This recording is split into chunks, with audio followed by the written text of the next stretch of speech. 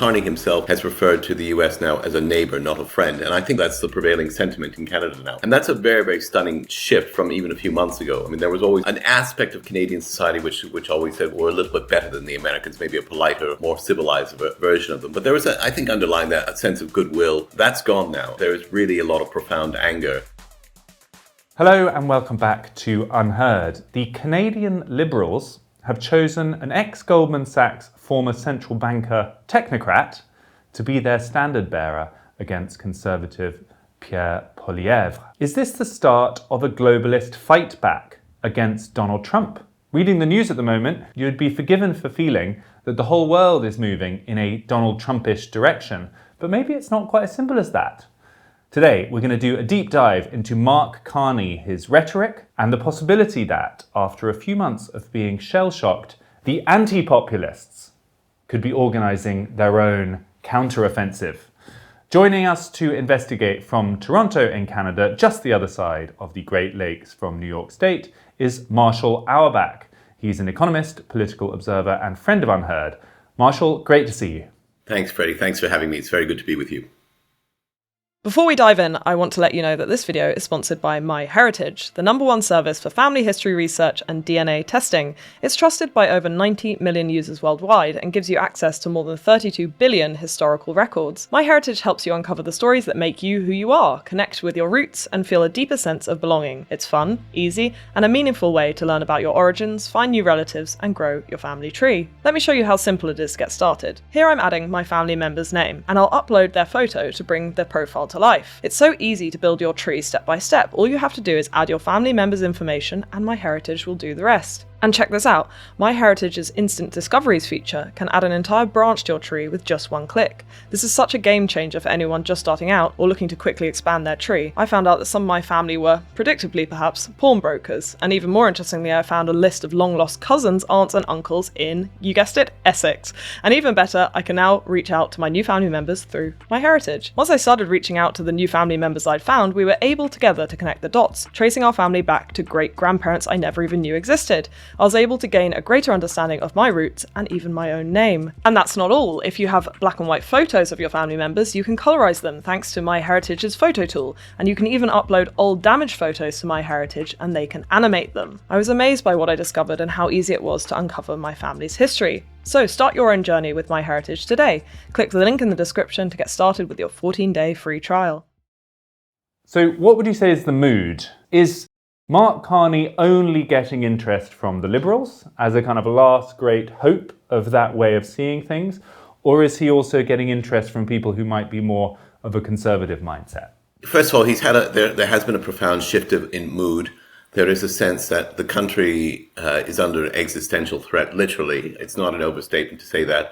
And I think the feeling is that you do need a competent crisis manager. I don't think it's necessarily that he's a globalist per se, but he's someone who's been known as a person who's been in positions of where he's had to manage crises. And I think that's what many Canadians think that we need right now. Yeah, I mean, let's just kind of roll over his CV a moment, because it's quite stunningly of one particular theme, isn't it? I mean, he was a Goldman Sachs banker for many years, made a huge fortune, became governor of the Bank of Canada, was then poached by George Osborne, who was the Chancellor of the Exchequer under David Cameron here in the UK, who was himself thought of as the kind of perfect example of Davos man. You know, this was very much the era of kind of high globalism. Poached Mark Carney as a fellow feeler of that way of thinking to become governor of the Bank of England. He was governor throughout the Brexit years and was evidently and quite vocally not supportive of the Brexit project. He's not even an elected MP.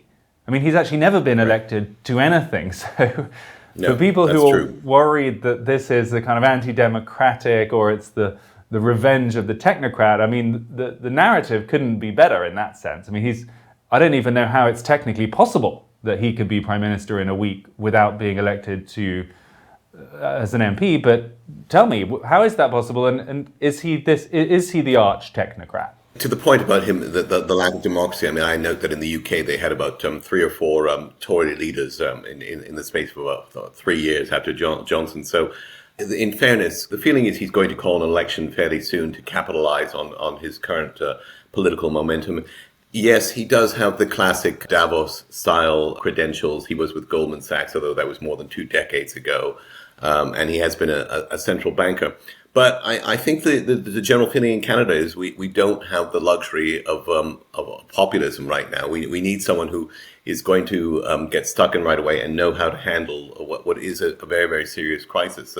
The country is likely to experience a profound recession if given the magnitude of the likely trade shock. We are in the process of having to reassess an 80-year relationship with the United States and move in a profoundly different direction. And I think the feeling is that we need someone who at least has some experience in navigating crises. Poilievre hasn't been tested. He's been a parliamentarian. He hasn't really done anything else with his career. So that's the main issue right now. And I think experience versus political populism will be a theme in the upcoming election.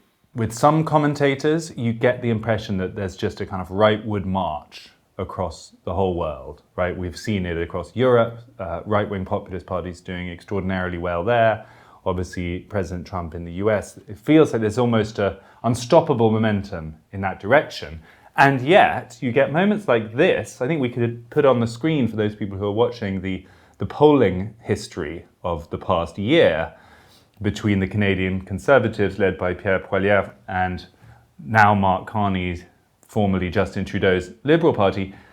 The Conservatives were just miles ahead, 20 points or more, and suddenly, in the past just 2 months since Donald Trump took office, not only has that narrowed, in some cases it looks like it might cross over, it's now really very possible that the Liberals win yet again. That will be their 4th term in Canada. Even just the polling, there will be people watching or listening who don't really put much store in political polling and think that it's all untrustworthy, and they may be right, but it shows at least some momentum, doesn't it? And that something about all of this craziness, the sheer speed of activity over on the American side is freaking people out. And there's a sort of rush to safety of some kind. I think that's a very good way to put it. As far as your other point about this being a rightward march, I would maybe modify that a little bit in the sense that there has certainly been a profound anti-incumbency sentiment globally. I mean, even in the UK, it happened that the incumbents were a Conservative Party, and now you've got a Labour Party government. But Carney's position was enhanced by the resignation of Trudeau. When Trudeau stepped down, the polls began to shift, although they still showed a substantial lead by the Conservatives. But then Donald Trump got elected and started making these comments about Canada being a 51st state, and wouldn't it be wonderful to take it, just like he's talked about taking the Panama Canal, Greenland, etc. And all of a sudden people were saying, well, do we really want a version of Trump light up here? We really probably need someone who can handle this guy. And he has to do it in a way that allows him to appear tough and standing up for interests while minimizing the economic damage which is likely to occur as a result of any trade shock. Poilievre, his opponent, is thought of as being the kind of rough equivalent in some ways of Trump in Canada. I mean, he's basically a right-wing conservative in that respect. Even he has been quite careful not to talk too positively about Donald Trump. He's been trying to put some distance between himself and Trump, but evidently not enough. He's had to do so because, if you look at his commercials before this all started, the theme was Canada is broken, we need to fix it. We've gone to hell in a handbasket under Justin Trudeau. Then all of a sudden Trump came into office, and this Canada is broken rhetoric wasn't really working, especially when the Liberals began to deploy these tapes of Poilievre indicating some support for Trump and his style of populism. I think that once Canadians got a taste of it south of the border, they began to think, do we really want another version of this up here? And secondly, is this the person who is going to be capable of negotiating and being strong against this fellow, or is he more likely to just allow Trump to swallow us up? So that's been the big fear. And as you pointed out, his rhetoric has changed as a result. He's even saying now, I put Canada first, which of course hasn't pleased Donald Trump very much. He's already said, I don't like this guy. But he's had to do that because the attacks about him being Trump light are proving to be very, very effective, as has been reflected in the polls, which, as you know, puts the Liberals ahead for the first time in several years. And I think observers over here in Europe would do well to just pay attention to what is happening in Canada, because once again, contrary to the idea that there's just unstoppable momentum in one direction, the opposite can also happen, which is if it goes too far too fast and people get freaked out, you can get the pendulum swinging back and a rush to safety. Yes. So it's not necessarily certain that the right-wing populist parties in Europe will benefit from an ongoing Trump presidency if things start kind of getting out of hand, or people start seeing their share portfolios or their pension funds are suffering, or they start worrying about too much strife, too many stories in the newspapers. There can be the opposite effect. And it's not clear yet, but we're kind of seeing that in Canada.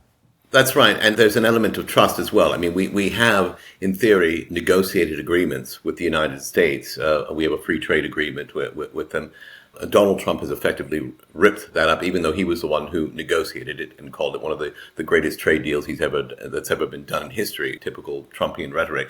So there is a sense that you can't trust him, and no matter what your political stance is, you need someone who is going to be able to stand up against him and minimize the damage. I mean, Carney himself has referred to the U.S. now as a neighbor, not a friend. And I think that's the prevailing sentiment in Canada now. And that's a very, very stunning shift from even a few months ago. I mean, there was always if you like, an aspect of Canadian society which always said, well, we're a little bit better than the Americans, maybe a politer, more civilized version of them. But there was, I think, underlying that a sense of goodwill between both countries. That's gone now. There is really a lot of profound anger. Poilievre hasn't been able to harness that to the degree that Carney has been able to do, which is ironic, as you point out, because he's a cool globalist technocrat.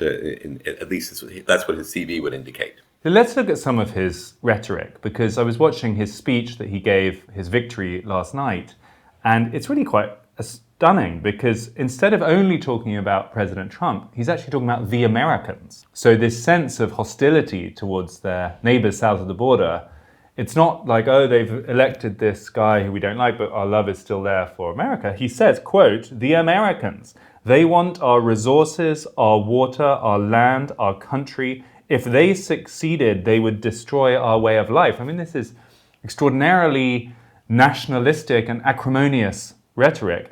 These are dark days brought on by a country we can no longer trust.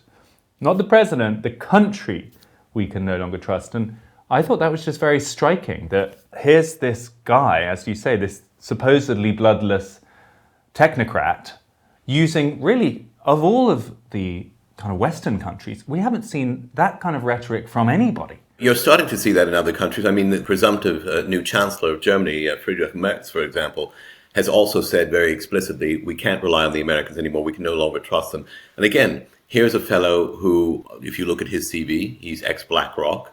He's part of that technocratic elite. He's attended Davos many times, and yet he's making a lot of the same statements. The issue is that it's now clear that even if you do get a new president 4 years down the road, it's unclear whether any of the agreements that have been made by previous administrations are worth the paper they're written on. There's been a sense of a profound breach of trust. As a result, we can't place all of our eggs in the American basket anymore. And yes, maybe the rhetoric has gone too far and it starts to veer into anti-Americanism, and I think Carney has to guard against that. But I guess the feeling is, hey, you voted for him, half the country voted for him, you're going to pay the consequences of your choices. I also think it gives a bit of a hint as to what the opposition to Trump might look like. Because both in Friedrich Merz, who you just mentioned, and Mark Carney, there is this curious mix of a kind of almost establishment conservative. In both of those examples, they are kind of, fiscal conservatives. They want stable conditions for business. They are not radicals in any way. They would be progressive-ish on some things. I think Carney is very green, for example, on the environment. That would be a slight anomaly. But generally, they're equivalent to roughly what David Cameron was here 10 years ago in the UK, kind of soft conservatives. And then there's this sort of hard edge that you're now hearing in their rhetoric. So it's like the former globalists are now maybe reassembling in a way where they're going to redeploy some of the language of nationalism, some of the aggro energy that they've been witnessing being so successful, but to slightly different ends. How do you think that could play out? One thing is clear, that even as he opposes Trump, Carney, and I think maybe Mertz as well, are recognizing that the old style conservatism, say small government, fiscal austerity, neoliberalism, that's not going to cut it. The scale of the changes that are going to be required, as things stand today, about 3/4 of our exports go to the United States. It's by far and away our largest trading partner. If we can't depend on the US market to the same degree going forward, if we have to worry about literally safeguarding our sovereignty, then there has to be massive economic diversification. The scale of that, first of all, it's going to take years, and it's going to take billions and billions of dollars of investment. So there's not going to be any case for fiscal austerity. You can't have small government. You are going to need very much a almost like an Asian-style state-driven capitalism, or at least a capitalism which is substantially enhanced by national industrial policy to offset the likely impact of the shift that Carney is going to encounter. And possibly you might now see meetings, alliances, multilateral discussions at which America is not present. We notice, Mark Carney there talking about European powers. He's been governor of the Bank of England. He's very familiar with Europe. His wife is British. There's the possibility, I wonder, of a kind of alliance of Western nations excluding the United States and more of a solidarity, because what you've seen so far is individual countries coming to the Oval Office seeking the approval of the new president individually, and that doesn't kind of strengthen their hand. But even Ursula von der Leyen here, I've got a quote from what she said just in the last couple of days, talking about a new so-called Rearm Europe plan where they're going to invest in defense. And she says, quote, "If we can team up with other like-minded countries, such as the UK, Norway, or Canada, the potential is even greater." So there's one name not present on that list, and that is the United States. I just wonder, do you think that could happen now? In the event that Carney is successful, we start seeing more meetings at which the United States is not present. It was more than a happy coincidence that when all this was going on, the soon-to-be former Prime Minister Justin Trudeau was in the UK and then later in Brussels, and no doubt these kinds of discussions are already taking place. There has been talk about even aligning Canada more closely to the European Union. Obviously, I don't think that means that they're going to adopt the euro as their currency, for example, but I could envisage a scenario whereby they achieve some sort of associate status with the European Union. That would be very complementary to both sides. So the reality is that we are devolving into a world of multilateral trade blocs. It's going to be very, very hard for smaller countries like Canada to go it alone. I don't think there is any room for small-minded nationalism, but I think Canada's interests are best safeguarded by aligning itself with a larger economic bloc whose interests and values they largely share. Now, in the past, that would have been the United States, but maybe not so much anymore. The truth is, look, we've always, in some respects, this 51st state rhetoric, it started as a joke, but the truth is, Canada, in many respects, has always been a 51st state. We've had our sovereignty effectively underwritten by the defense guarantees offered by the Americans, and even as an independent nation, our policy options have been somewhat circumscribed by the reality of what Washington would or would not approve. Historically, Washington has chosen to provide this illusion of full sovereignty by its exercise of soft power. Trump is not a soft power guy. In that sense, I guess he's refreshingly frank. There's no hypocrisy there. He just says, no, I want the country as a state.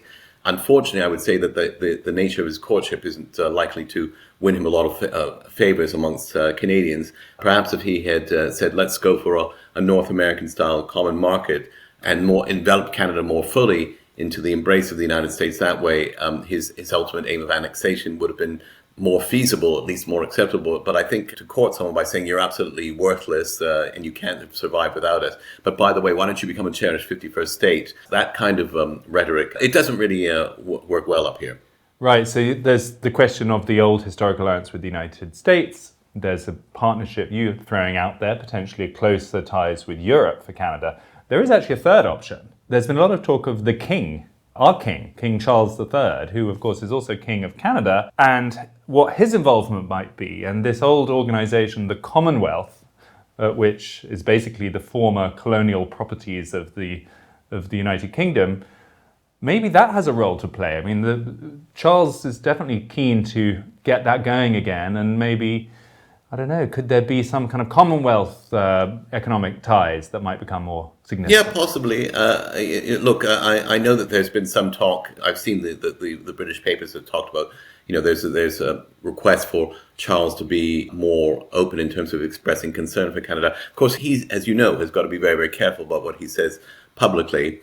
There was some disappointment, as an aside, when Starmer, Sir Keir, was in the United States, and the question was posed to him about Canada, and he refused to defend us. Again, I don't really blame him. That the UK has broader interests, and picking a fight with Trump at this delicate time is probably not in the UK's interest. But that does highlight the nature of the fact that the interests might not necessarily be synonymous. I mean, if Trump, for example, were to offer the UK a free trade agreement, he might very well bring the UK closer to the American economic and political orbit. But I do think in broader terms that certainly the Canadian interests are more closely aligned with those of the European Union right now, even if not the UK. I think the UK, there is some broader historical and cultural ties as well, but I would say that the EU is a more fruitful area where Canadians could seek broader cooperation and protection in a multilateral world.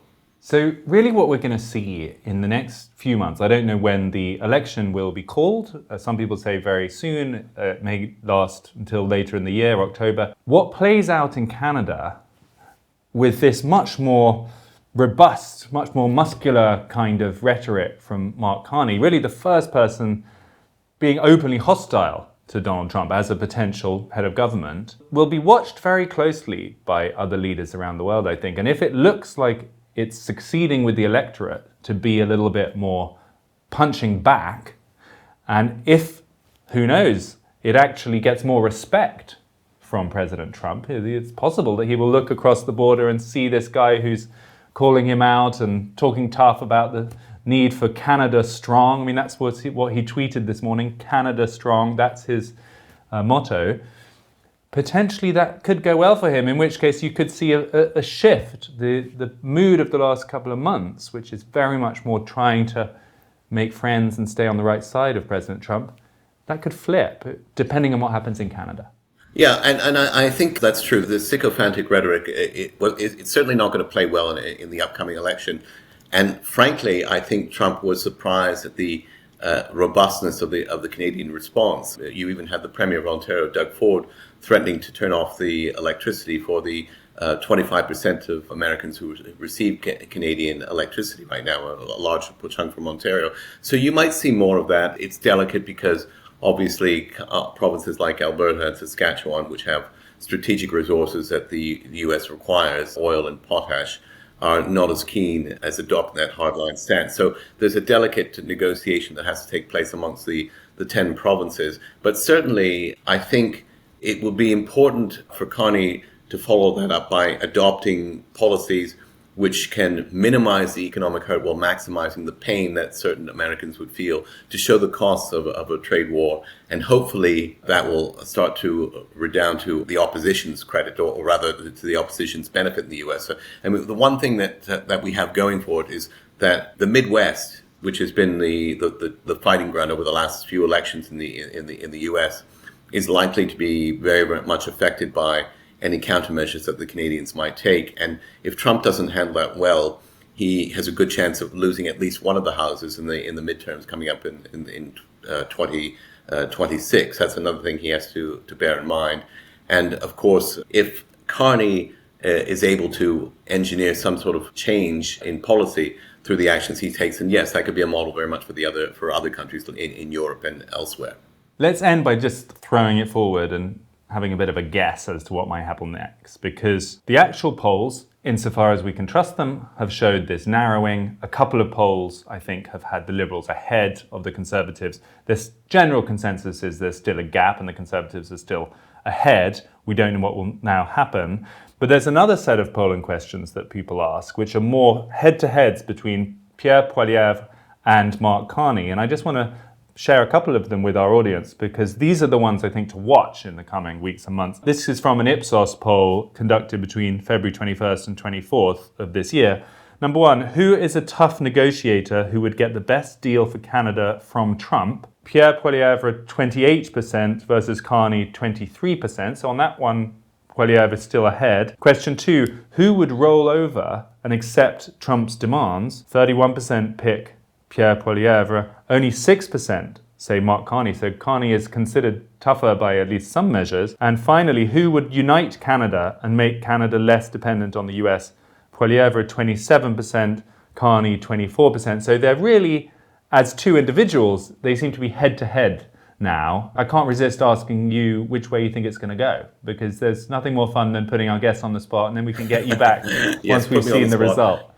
Well, political punditry has never been my thing. I would guess, actually, that Carney is going to win the election. I think, as usual, it will come down to Quebec. The Québécois are the tactical voters par excellence. And if Carney is able to sustain the Liberal base there, he's very, very likely to win. There is some suspicion in Quebec and Ontario about Poilievre's populism. I think the key will be who can define themselves best as Canada firsters. In that regard, Poilievre has some vulnerabilities that I think Carney can exploit. Carney is a bit of an outsider. He hasn't been in the Trudeau administration, so he can't be tarred with the incumbency brush to the same degree. So I think he's got a very good shot at winning. Marshall Auerback, thanks for joining us this morning. Thanks very much for having me, Freddie. Again, thank you to today's sponsor, MyHeritage. Start building your family tree and discover the incredible stories that make you, you. Click the link below and begin your 14-day free trial journey. Well, there you have it. Who would have thought, just 2 months after the arrival of President Trump II, that you would have a never-elected technocrat, ex-Goldman Sachs, ex-central banker, Davos man, par excellence, using nationalist, populist language like Canada first, Canada strong, and really suggesting he's going to try and take the fight back to President Trump. There are lots of twists and turns still to go, but definitely we'll be watching exactly what happens in Canada very closely. Thanks to Marshall Auerback for joining us, and thanks to you. This was UnHerd.